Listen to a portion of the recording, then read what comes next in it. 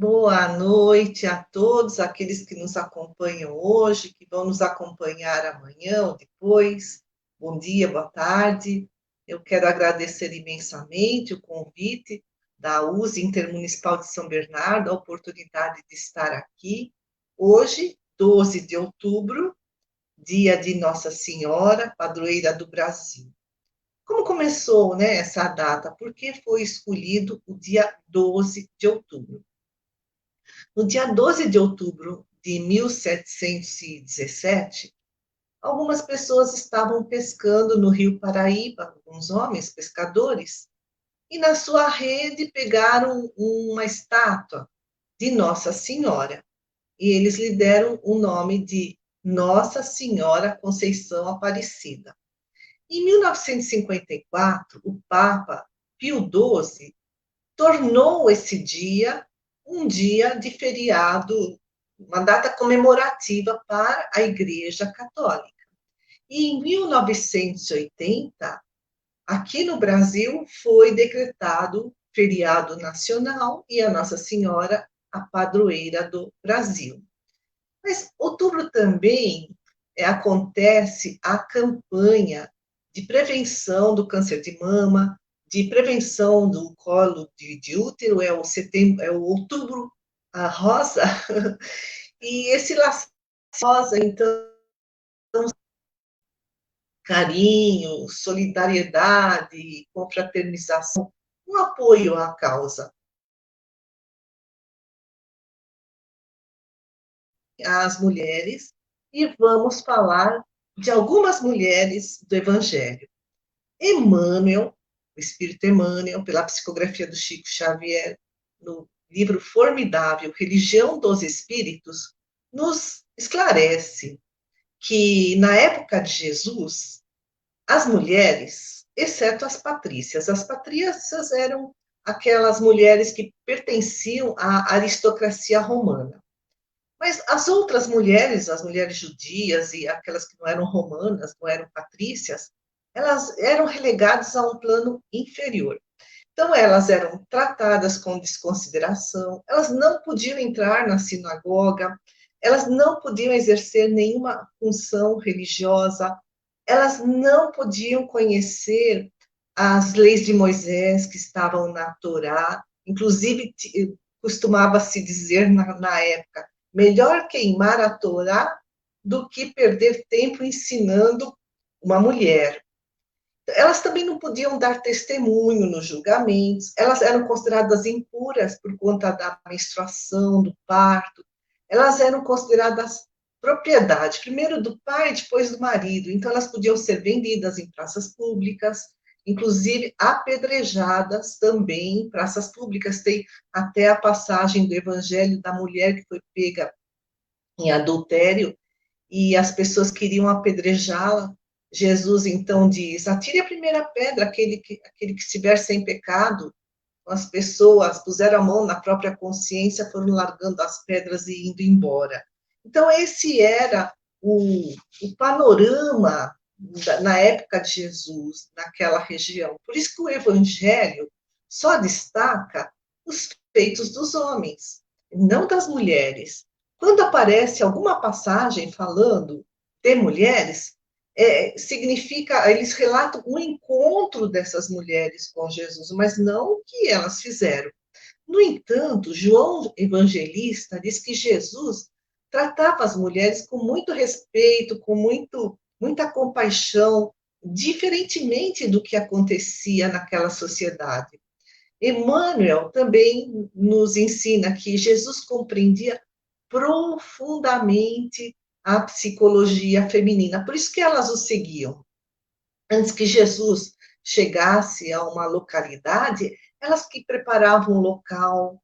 Depois, quando Jesus e os apóstolos, os discípulos chegavam, elas levavam mantimentos. Durante as pregações, elas é que levavam os doentes, os aflitos, as crianças. E Emmanuel também nos esclarece no livro Religião dos Espíritos que os pais e os maridos dessas mulheres que seguiam Jesus odiavam a Jesus. Diziam que Jesus enfeitiçava as mulheres. Mas, mesmo assim, muitas acompanhavam Jesus e mantinham seus compromissos familiares. Por isso que essas mulheres foram incompreendidas, foram humilhadas. E quando Jesus foi crucificado, só elas e João Evangelista é que estiveram presentes, dando o seu peito de solidariedade. Todos os outros fugiram porque tinham medo de também serem aprisionados, condenados. O Espírito Mariana de Jesus, pela psicografia de Carlos Abranches, no livro Quando a Meta é Ser Feliz, diz o seguinte, olha que bonito. Eles, os apóstolos, foram chamados pela palavra. Segui-me e eu farei de vós pescadores de homens, disse Jesus. Aí diz o Espírito Mariana de Jesus, elas, as servidoras fiéis, foram convocadas pelo olhar. Então, bastou um chamado pelo olhar de amor e elas já seguiam Jesus. E mais, também Emmanuel fala, referentemente às mulheres, né? Tocadas pelo verbo renovador do Divino Mestre, ninguém respondeu com tanta lealdade e veemência aos apelos celestiais. Ninguém respondeu a tanta lealdade e veemência aos apelos celestiais, à Boa Nova. Depois que Jesus foi crucificado, muitas mulheres trabalharam na divulgação da Boa Nova. Naquele tempo não tinha correio, não tinha assim, como hoje, né? O correio não tinha internet. Então havia mensageiros que levavam as epístolas, as cartas que eram destinadas às comunidades cristãs, de cidade em cidade. E muitas dessas mensageiras foram mulheres. E mais, muitas delas cederam a sua casa para o encontro dos discípulos, para o estudo da Boa Nova, implantando as primeiras igrejas. Nós vamos falar agora mais especificamente de Joana de Cusa. Emmanuel fala, né, que as mulheres seguiam Jesus e muitas eram incompreendidas no lar. Isso aconteceu com Joana de Cusa. Lá no Evangelho de Lucas, no capítulo 8, itens 1 a 3, Lucas relata: aconteceu em seguida que andava Jesus de cidade em cidade e de aldeia em aldeia, pregando e anunciando o Evangelho do Reino de Deus. E os 12 iam com ele. Bem como algumas mulheres que haviam sido curadas de espíritos malignos e de enfermidades. Aí ele cita 3 mulheres que acompanharam Jesus, curadas. Aí Lucas, né, fala, pode ser que seja de obsessão, espíritos malignos, pode ser de alguma doença física, enfermidades. Ele fala de Maria, chamada Madalena, da qual saíram 7 demônios, diz Lucas, os espíritos infelizes, perturbadores. Joana, mulher de Cusa, administrador de Herodes, e Susana e muitas outras, as quais o serviam com seus bens, diz Lucas. Quer dizer, elas levavam ajuda material. Então, Joana de Cusa foi curada por Jesus e decidiu segui-lo. Ela era uma mulher rica. O marido dela, Cusa, era muito influente. Ele era procurador de Herodes, o rei da Galileia. Ela tinha uma vida muito confortável. Ela colocou tudo isso em risco, porque ela continuou seguindo Jesus. Humberto de Campos, pela psicografia do Chico Xavier no livro Boa Nova, nos relata: Cusa não tolerava Jesus. Por isso havia muito conflito no lar de Joana de Cusa. Então, um certo dia, Joana foi na casa de Simão Pedro, lá em Cafarnaum, e desabafou com Jesus, dizendo: Ah, mas meu esposo não me compreende, ele é um descrente, ele é um materialista. Aí nos diz Humberto de Campos a resposta de Jesus para Joana de ele é leviano, ele é indiferente, mas ame-o assim mesmo. Há uma razão para vocês estarem juntos. Os sãos não precisam de médico. E aí, Jesus também fala para que Joana não imponha as suas ideias cristãs para o marido. Jesus completa pela fala de Humberto que nos traz isso, Humberto de Campos. Deus não trava contendas, luta em silêncio. Então, a partir daí, a Joana passou a ver o lado bom do marido. Ela seguiu a orientação de Jesus. Amar o marido, porque no momento, naquela encarnação, aquela era a sua tarefa, e ser fiel a Deus. E Joana teve um filho, o tempo passou, o esposo sofreu perseguições, perseguições políticas, ele acabou contraindo muitas dívidas, ficou doente e morreu. A Joana ficou viúva, ela foi trabalhar assim, numa situação de miséria, e ela já era idosa.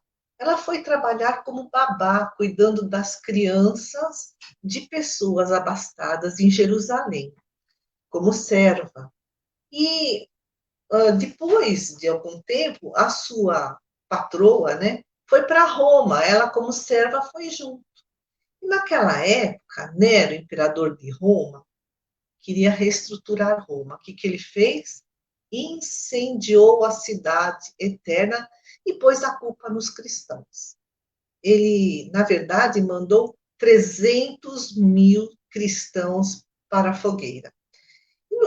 No dia 27 de agosto do ano de 68, depois de Cristo, né, 500 cristãos foram para o poste, amarrados para serem queimados. Entre eles, nos diz Humberto de Campos, estava Joana de Cusa, e seu filho, que já era um moço. E aí Humberto de Campos nos relata a conversa que houve entre ela e o seu verdugo, aquele que prendia os cristãos. Então, o verdugo dizia para Joana de Ângeles: abjura, quer dizer, renuncia à tua fé cristã. E, ao mesmo tempo, o filho do lado dela, amarrado num outro poste, estava sendo chicoteado. E ele dizia para a mãe: repudia Jesus por mim, que sou seu filho. O que ela responde para o filho? Cala-te, meu filho, Jesus era puro e não desdenhou o sacrifício. Saibamos sofrer na hora dolorosa, porque acima de todas as felicidades transitórias do mundo, é preciso ser fiel a Deus. Então, diante dessa fala, o verdugo sarcástico pergunta para Joana de Cusa: o teu Cristo soube apenas ensinar-te a morrer? E Joana, cheia de amor e compreensão, lhe diz: não apenas a morrer, mas também a vos amar. E nesse momento, Humberto de Campos nos conta que Jesus então chegou, colocou as mãos no ombro de Joana e lhe diz: tenha bom ânimo, eu estou aqui. Bom, a Joana de Cusa teve outras encarnações, as que a gente conhece são no século XVII, lá no México. Ela foi uma grande poetisa. A Juana Inés de la Cruz é assim, uma personagem muito importante lá no México, e tem até a história dela na Netflix.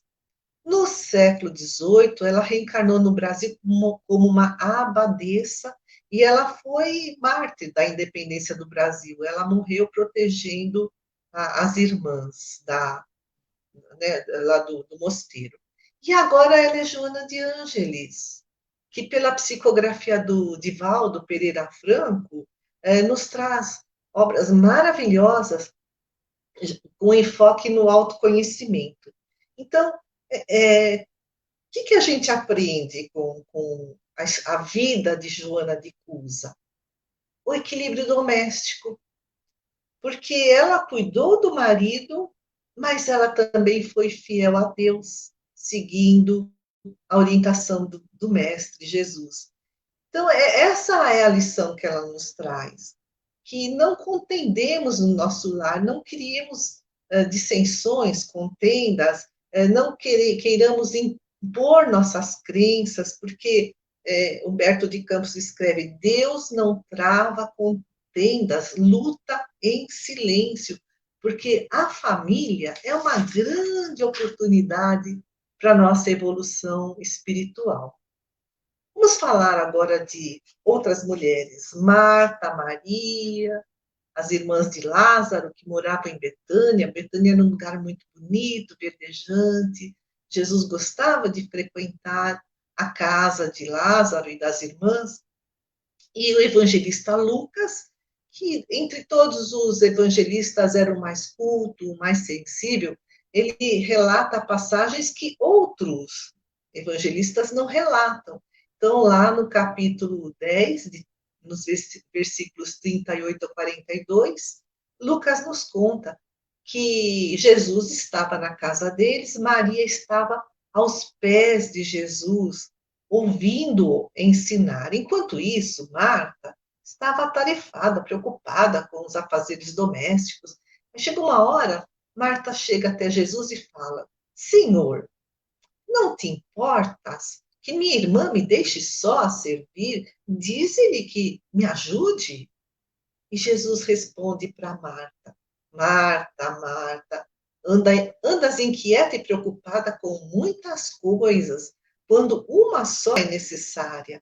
Maria escolheu a melhor parte que não lhe será tirada.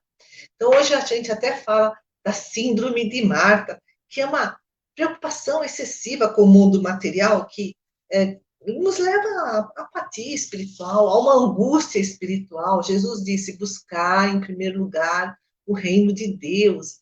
Quer dizer, se a gente busca os valores da alma, a gente constrói em nós uma harmonia interior, esse equilíbrio que é a base para uma conquista saudável, até de bens materiais, porque eles são necessários, mas o importante é que não nos tornemos escravos, não os priorizemos, esquecendo que somos espíritos. Espírito da verdade, no Evangelho segundo o Espiritismo, diz: amai-vos e instruí-vos. É o que Maria estava fazendo aos pés de Jesus. Ela estava buscando a sua instrução. Por isso que Jesus falou: Maria ficou com a melhor parte. Ela estava conquistando os valores imperecíveis da alma. Então, Marta simboliza os cuidados imediatos com a sobrevivência, é o estar no mundo. Mas Maria simboliza a sabedoria. E aí nós precisamos buscar um equilíbrio, né? Não desprezar o nosso crescimento espiritual. Porque hoje em dia, nessa correria toda, nós acabamos esquecendo que não levamos nada para o lado de lá. No Evangelho segundo o Espiritismo, no capítulo 2, Meu Reino Não É Deste Mundo, os Espíritos nos ensinam que o homem que busca somente os seus prazeres materiais é como uma criança que perde o seu brinquedo, entra em desespero e naquele momento o mundo se acaba. Por quê? Porque ele não tinha nada dentro de si em termos de espiritualidade, em termos de melhoria interior. Então, o mais importante era o ter. Aí ele perde isso, perdeu tudo, porque não sobrou nada dentro de si. Aí ele entra em desespero, acaba desenvolvendo em si um vazio existencial. Enquanto que aquele que busca os valores da alma, ou mantém esse equilíbrio entre o ter e o ser, se ele perde os seus bens, é como se ele perdesse pouca coisa, porque sobrou muito dentro de si. Sobrou a coragem, confiança em Deus e em si próprio, na própria capacidade de se reconstruir, a serenidade. E isso é que nos faz levantar a cada dia. E aí nós vamos para a terceira mulher do Evangelho, a nossa homenagem ao dia de hoje, Maria de Nazaré, a padroeira do Brasil. Ela foi uma grande missionária, porque, imaginem, ela foi escolhida para conceber o governador do nosso planeta. Quando nosso planeta Terra foi formado, há 4,5 bilhões de anos, Jesus já tinha sido designado para ser o nosso governador. Então, e Maria foi escolhida para ser a mãe dele. Que sublimidade de missão! Emmanuel, também pela psicografia do Chico Xavier, nesse livro que já relatamos, Religião dos Espíritos, esse livro é maravilhoso, vale a pena ler. Relata que Maria de Nazaré, apesar de toda essa sua grandiosidade espiritual, viveu escondida, num lar apagado e simples. Diz ele, olha que bonito, humilde, ocultava a experiência dos sábios. Frágil como o lírio, trazia consigo a resistência do diamante. Pobre entre os pobres, carreava na própria virtude os tesouros incorruptíveis do coração e desvalida entre os homens era grande e prestigiosa perante Deus. Imagina, naquela época, no tempo que Jesus esteve encarnado, a situação da mulher era muito difícil. Então, por isso que Emmanuel fala, né?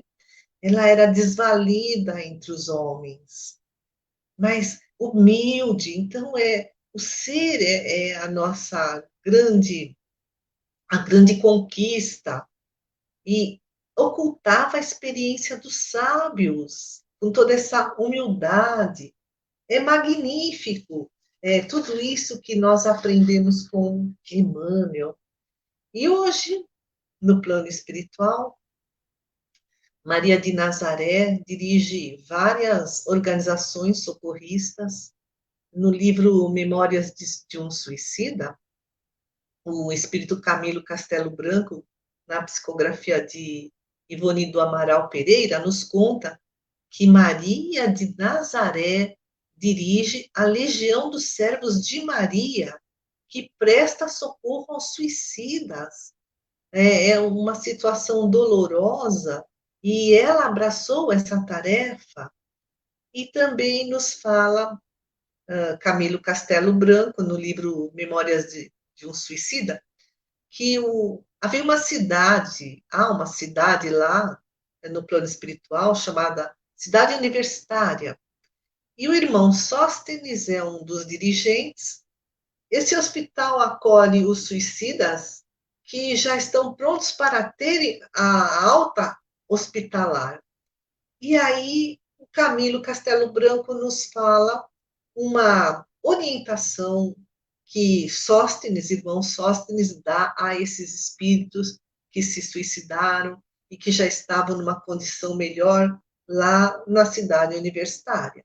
Então, diz o irmão Sóstenes, encontrareis no seu amor de mãe, referindo-se a Maria de Nazaré, sustentáculo sublime para venceres o negror dos erros que vos afastam das pegadas do grande mestre. Então, esse amor de Maria de Nazaré é tão grande que se tornou esse sustentáculo sublime para que essas pessoas tão sofridas possam vencer o negror dos seus erros, possam despertar, possam amar-se e abraçar a vida e valorizar a vida, porque se afastaram das pegadas do mestre. Nós não fazemos ideia do tamanho desse amor de Maria de Nazaré. Não dá tempo de falar de tantas mulheres do Evangelho, mas também na Netflix tem nós não falamos de Maria Madalena, é uma série longa, mas muito bem feitinha. Maria Madalena é uma série da Espanha. É um pouco romanceada, parece que, sabe, fizeram, colocar uma ficção, um romance, mas usem, na parte em que aparece Jesus falando da Boa Nova, é algo assim fabuloso, é extenso, acho que tem uns 60 capítulos, mas vale a pena assistir, vale a pena. E voltando a falar de Maria de Nazaré, com seu sublime amor de mãe, eu vou ler aqui um trechinho da música Nossa Senhora de Roberto Carlos. Eu não me atrevo a cantar, senão vocês já vão desligar a live. Não quero que vocês saiam daí. Então, é um trechinho. Nossa Senhora, me dê a mão, cuida do meu coração, da minha vida, do meu destino, do meu caminho. Cuida de mim. É tão bonito, né? Vou ler de novo. Nossa Senhora, me dê a mão, cuida do meu coração, dos meus sentimentos, né? Da minha vida, que eu faça boas escolhas, que eu perceba o bem e o mal, que eu aprenda. Cuida do meu destino, né? Então, o meu destino vai depender das escolhas que eu fizer. Se eu souber equilibrar entre o ter e o ser, se eu não for só Marta, tem muitos espíritos evoluídos que se tornaram mais assim, largaram tudo em busca do reino de Deus, mas são espíritos muito evoluídos. Por exemplo, Francisco de Assis, os apóstolos que seguiram Jesus, Madre Teresa de Calcutá, mas um dia chegaremos lá. Por enquanto, nós somos Marta e Maria, é importante buscar esse equilíbrio. Então, cuida do meu caminho, cuida de mim. É maravilhoso, né? Então, eu gostaria agora de finalizar fazendo uma prece, elevando o nosso pensamento à Maria de Nazaré, Mãe Santíssima, Mãe do nosso amado Mestre Jesus, o seu imenso amor, dirigente lá da, da equipe da Legião de Maria, e que o seu manto nos cubra a todos. Nós dizemos a ela: Ave Maria, cheia de graça e bondade, cubra-nos com teu manto radiante de luz e esplendor.